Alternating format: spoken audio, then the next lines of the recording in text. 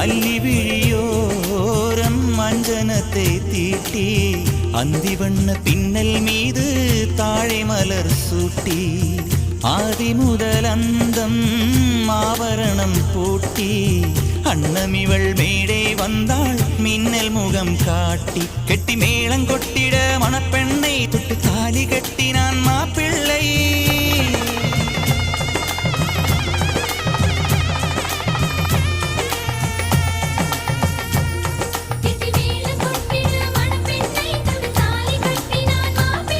இந்த ஏழை நெஞ்சமும் நீ வாழ என்றும் பூக்கள்